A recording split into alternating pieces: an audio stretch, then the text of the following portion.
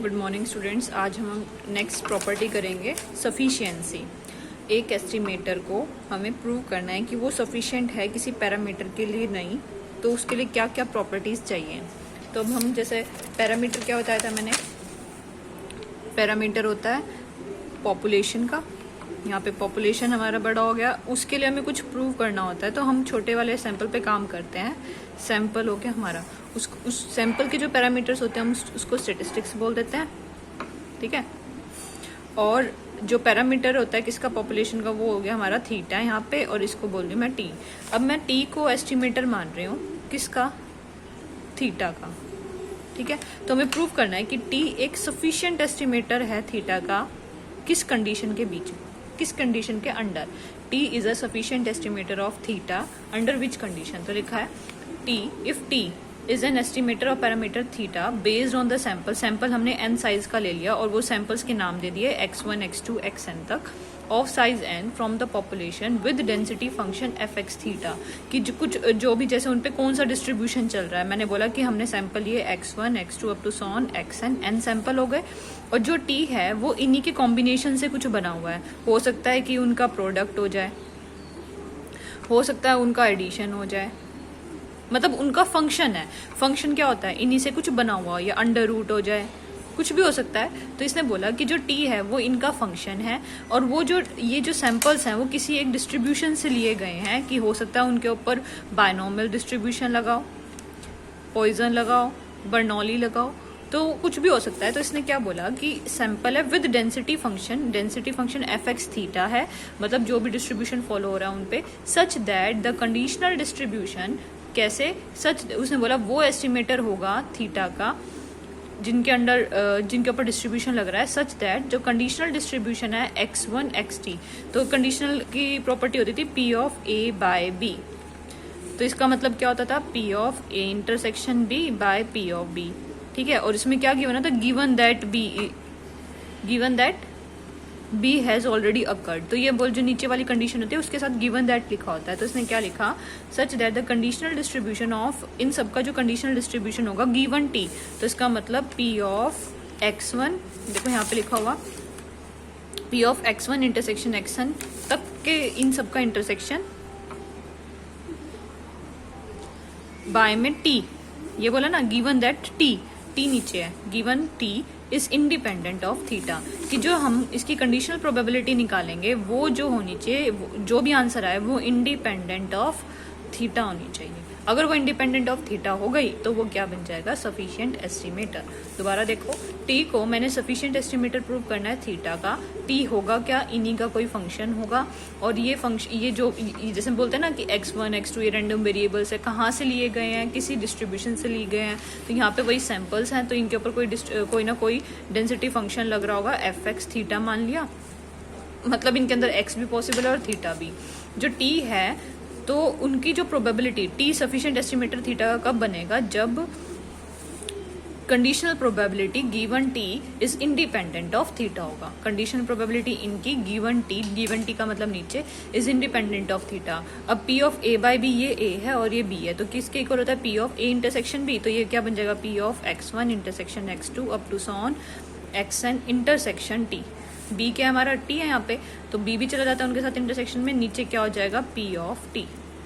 तो ये क्या होता है, ये हमारा बन गया जॉइंट पीडीएफ। जॉइंट पीडीएफ क्यों, क्योंकि x1 भी हमारा कोई डिस्ट्रीब्यूशन फॉलो कर रहा है, किसी डिस्ट्रीब्यूशन का पीडीएफ है, इसका भी किसी f, मतलब x1 किसी fx2 से आ रहा होगा, f ऑफ x1 होगा थीटा, ये सबके सब कोई ना कोई डिस्ट्रीब्यूशन फॉलो कर रहा है, उनका इंटरसेक्शन, मतलब वो जॉइंट पीडीएफ बन गया। बाय में p ऑफ t, ये क्या बोलते हैं इसको, p ऑफ t का मतलब क्या, t फिक्स्ड है, बाकी सब चेंज हो रहे हो तो वो मार्जिनल पीडीएफ बन जाता है। तो इसका मतलब ये जॉइंट पीडीएफ है, नीचे मार्जिनल पीडीएफ है। एक बार क्वेश्चन देखो, क्वेश्चन से ज्यादा बेटर समझ आएगा। जैसे अब इसने क्वेश्चन बोल दिया, तो तुम्हें क्या दिखाना है मेन, कि वो इंडिपेंडेंट ऑफ थीटा होना चाहिए, then T is called sufficient estimator for theta. अब जैसे क्वेश्चन दे दिया, हमें क्या बोला है कि let x1 x2 xn be a random sample from a Bernoulli population with parameter p। हमने कौन सा कहाँ से लिए ये बर्नौली पॉपुलेशन। बर्नौली पॉपुलेशन का मतलब क्या है, वो जो पॉपुलेशन है वो कौन सा डिस्ट्रीब्यूशन फॉलो कर रहा है, बर्नौली, ठीक है। बर्नौली डिस्ट्रीब्यूशन में क्या होता था, एक्स की वैल्यू 2 ही हो सकती हैं, 0 और 1 होती हैं, और उनके ऊपर उसका डिस्ट्रीब्यूशन फंक्शन क्या होता है। अगर मैं बोलती हूँ एक्स हमारा वो है, यहाँ पे बोला ना एक्स 1 है या 0, एक्स की वैल्यू 2 ही पॉसिबल है, p और 1 माइनस पी।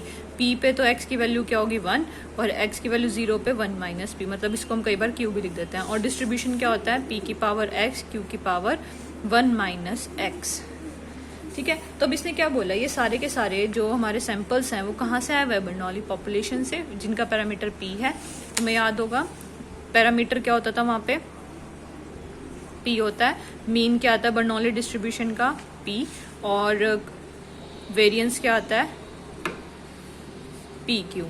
ये तो बर्नौली का हो गया। और हमारा ऐसे ही बाइनोमियल का भी होता था, बाइनोमियल का मीन आता है NP और वो NPQ होता है, उसमें पैरामीटर N और P हो जाते हैं। ठीक है, ये किसमें, बाइनोमियल में। बाइनोमियल में N x की वैल्यू 0 से लेके n तक हो सकती है, इसमें x की वैल्यू 0 और 1 होती है। तो पॉपुलेशन अभी कौन सी ली है इन्होंने, बर्नौली ली है। ठीक है, अब इसने बोला है कि ये x1 x2 up to sworn xn, ये सारे के सारे बर्नौली डिस्ट्रीब्यूशन फॉलो कर रहे हैं। अब t निकालना है, इसने बोला है देन t।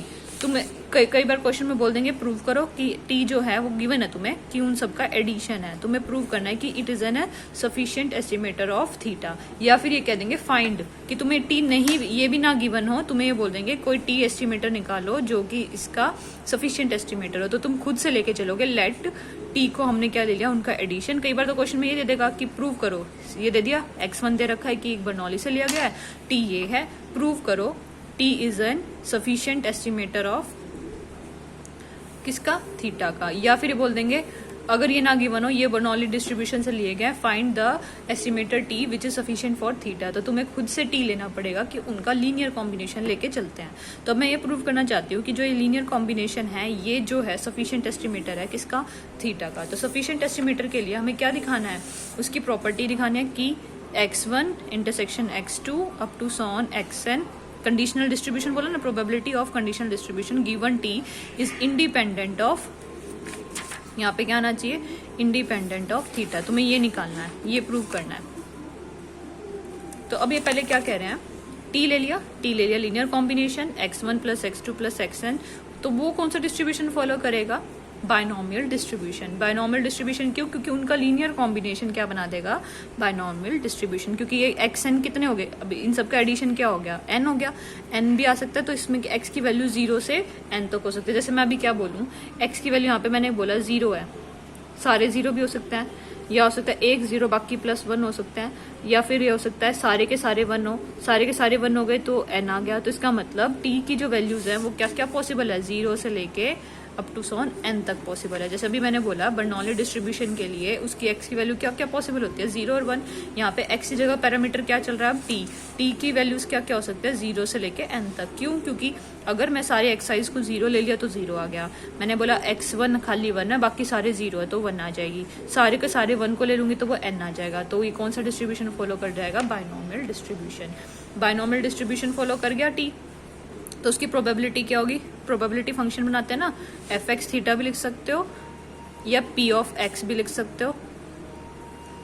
ठीक है, यहाँ पे टी की एक्स की जगह क्या चल रहा है, टी चल रहा है पैरामीटर, टी को हमने लिख लिया यहाँ पे के।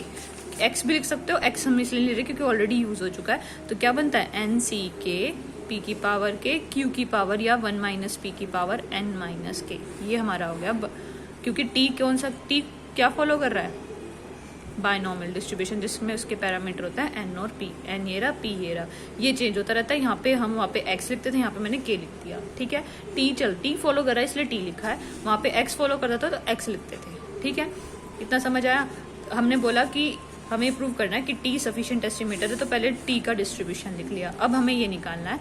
ठीक है, तो ये देखो क्या करा इसने, t की वैल्यू लिख ली, द कंडीशनल डिस्ट्रीब्यूशन वही निकालना है, प्रोबेबिलिटी निकालनी है गिवन अंडर t। तो ये क्या होगी, हमें यही निकालना है। इसको लिखते हैं p of x1 x2 xn तक लिखा, बाय में t, इसको निकालना है हमें। p of a by b क्या होता है, यहाँ पे लिख देती हूँ, p of a by b is equals to p of a intersection b by में p ऑफ b। तो यहाँ पे क्या आएगा, p of x1 intersection x2 up to sworn xn, और इंटरसेक्शन किसका आ जाएगा, ये तो हमारा a ही था और ये b है, तो ये b और आ जाएगा t में यहाँ पे, और p ऑफ t आ जाएगा। अब p ऑफ t तो दे ही रखा है, ये नीचे तो ये आ जाएगा एन सी के पी की पावर के 1 माइनस पी की पावर एन माइनस के। अब तुम्हें ये निकालना है, ये क्या हो गया तुम्हारा जॉइंट पीडीएफ, और जॉइंट पीडीएफ है और ये सारे के सारे सैंपल्स हैं। अब ये सैंपल्स आपस में क्या होंगे, इंडिपेंडेंट होंगे। क्यों? क्योंकि जब भी हम कोई भी सैंपल ड्रॉ करते हैं, जैसे मैंने बोला क्लास में 10 बच्चे लेने हैं, उन सबका वेट देखना है, तो मैं 10 बच्चे जो भी सिलेक्ट करूंगी वो आपस में इंडिपेंडेंट होंगे, हमेशा होंगे। तो वो इंडिपेंडेंट डिस्ट्रीब्यूटेड हो गए, तो उनका जो पीडीएफ होगा वो भी क्या हो जाएगा, जॉइंट पीडीएफ। तो हम क्या लिखेंगे, P of x1 intersection x2 intersection xn intersection t निकालना है।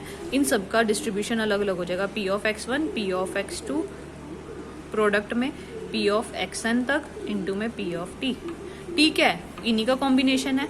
तो वो इसने बोला कि हमने इसी के अंदर से कलेक्ट करने हैं। ये क्या होगा हमारा, P ऑफ T हम हटा सकते हैं क्योंकि T जो है वो इन्हीं का लीनियर कॉम्बिनेशन है, हटा दिया क्योंकि वो इनसे, और इनका जो जॉइंट पीडीएफ है वो अलग अलग हो जाएगा क्योंकि वो आपस में इंडिपेंडेंट है। तो सबके डिस्ट्रीब्यूशंस का अलग अलग प्रोडक्ट हो जाएगा। T क्यों हटाया, T इनका लीनियर कॉम्बिनेशन है तो इन्हीं के अंदर इंक्लूड हो गया T, तो इसको हटा दो।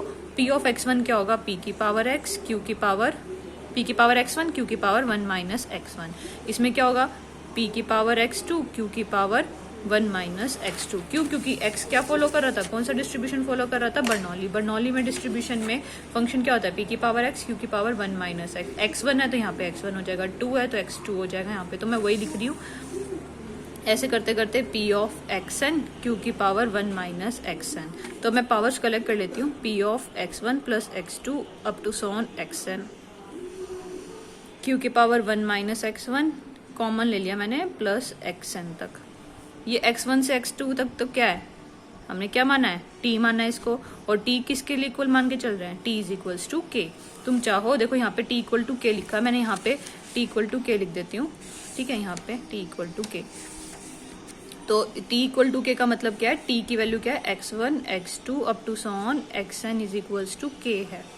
तो ये क्या बन गया, x1 से xn तक k बन गया, q 1 माइनस, अच्छा ये 1 कितनी टाइम्स ऐड होगा, 1 यहाँ से भी 1 आएगा, कितनी टाइम्स है, n टर्म्स है तो n टाइम्स 1 ऐड होगा तो n आ जाएगा यहाँ पे, n माइनस के।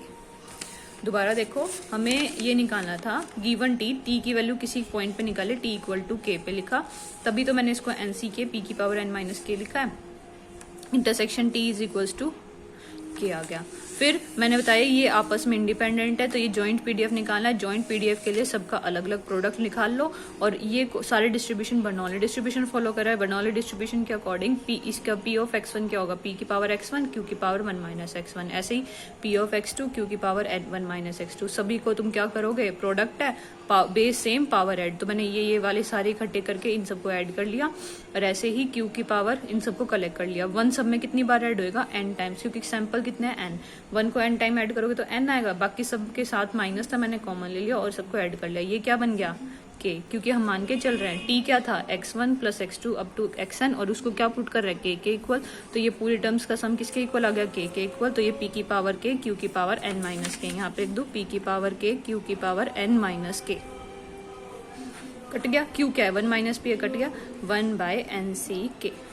अब ये तुम बोलोगे यहाँ पे थीटा क्या था, थीटा हमारा यहाँ पे p था, पैरामीटर जो होता है डिस्ट्रीब्यूशन का, यहाँ पे थीटा, इसमें बोला था इंडिपेंडेंट ऑफ थीटा। थीटा मतलब जो भी डिस्ट्रीब्यूशन का पैरामीटर होता है, यहाँ पे डिस्ट्रीब्यूशन का पैरामीटर कौन था, p, और हमें इसमें यही दिखाना था कि इसका जो कंडीशनल डिस्ट्रीब्यूशन है वो इंडिपेंडेंट ऑफ p आना चाहिए, और वो आ गया 1 बाय एन सी के। सो t क्या था, इन सबका सम is a sufficient estimator for p।